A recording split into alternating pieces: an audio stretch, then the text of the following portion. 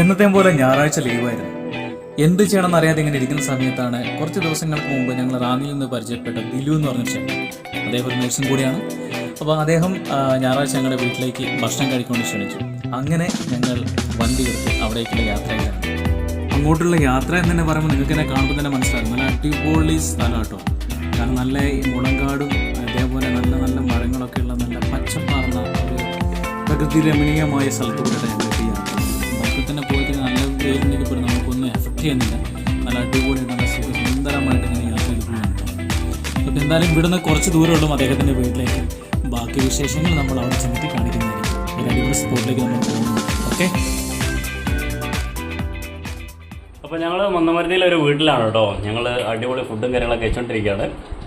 ഞങ്ങൾ കുറേ നേരമായിട്ട് വിളിക്കുന്നുണ്ട്. ഞങ്ങൾ എത്തിയത് കുറച്ച് ലേറ്റായി പോയി കേട്ടോ. അപ്പോൾ ഇവർ കുറേ നേരമായിട്ട് കാത്തിരിക്കുന്നുണ്ടായിരുന്നു. ഞങ്ങൾ വഴിയിൽ നിന്ന് പരിചയപ്പെട്ടായിരുന്നു കേട്ടോ. ഇതൊരു കുഞ്ഞുഭാവുണ്ട് ഇവിടെ, സാറ അല്ലേ? സാറാടില്ലോ, നിങ്ങൾ വന്നേ. വികൃതി ഇല്ലാത്ത കുട്ടി. അപ്പോൾ ഇത് അദ്ദേഹത്തിനാണ്. ഇത് ഒരു ആംബുലൻസ് ഡ്രൈവറാണ്, 108 ഡ്രൈവറാണ്. അപ്പോൾ നേഴ്സാണ്. റാന്നിയിൽ നിന്ന് പരിചയപ്പെട്ടായിരുന്നു. അങ്ങനെ ഇവിടെ വന്നു, ഭക്ഷണമൊക്കെ കഴിച്ച് ഇനി ഞങ്ങളിവിടെ ചെറിയൊരു സ്ഥലങ്ങൾ കാണാൻ പോകുന്നുണ്ട്. ഇവിടെ വേറെ 2 പേരുണ്ട് കേട്ടോ. അമ്മയുണ്ട് ഇവിടെ, അച്ഛനോടെ ഉണ്ട്, ഇതാ പോക്കിരി കൂടി ഉണ്ട്. ഭയങ്കര സംസാരമായിട്ട് അടിപൊളിയായിട്ട്. കൊച്ചു ഇങ്ങോട്ട് വന്നേ, ഹായ് പറഞ്ഞേ. അപ്പോൾ നമ്മൾ ഇനിയിപ്പോൾ ആ സ്ഥലത്തേക്കാണ് പോകാനുള്ളത്. നമുക്ക് അവിടുത്തെ വിശേഷങ്ങളും കാര്യങ്ങളൊക്കെ കാണാം അല്ലേ. അപ്പോൾ നമ്മൾ നല്ല അടിപൊളി ഒരു സ്ഥലം കാണാൻ വേണ്ടി വന്നിരിക്കുക കേട്ടോ. ആ സ്ഥലപ്പേര് നമ്മൾ പറഞ്ഞാൽ സാറേ, എനിക്ക് വായിക്കിട്ടില്ല. അത്തിക്കയം മടന്തമൻ അരുവിയോ, കട്ടിക്കല്ലരുവി. അപ്പോൾ അവിടേക്ക് പോകുന്ന റൂട്ടിലാണ്. ഇത് കഴിഞ്ഞിട്ട് വലിയ കുറേ മുകളിലേക്ക് കയറി കഴിഞ്ഞിട്ടുണ്ടെങ്കിൽ അവിടെ അടിപൊളി ഒരു വ്യൂവും കാര്യങ്ങളൊക്കെ ഉണ്ട് കേട്ടോ. പെരുന്തേന അരുവി എന്ന് പറഞ്ഞിട്ട്. അപ്പോൾ ചെറിയൊരു വിഷൽ കാട്ടിത്തരാം. ചെറിയ വിഷൽ എന്ന് പറഞ്ഞാൽ പൊള്ളി സ്ഥലം കേട്ടോ, പൊള്ളി സ്ഥലം.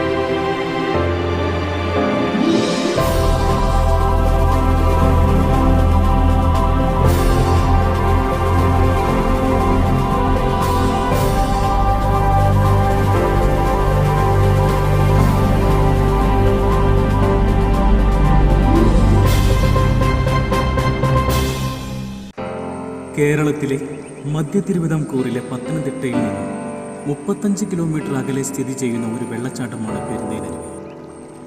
ഇത് പത്തനംതിട്ട ജില്ലയിലെ ഒരു പ്രധാന വിനോദസഞ്ചാര കേന്ദ്രമാണ്.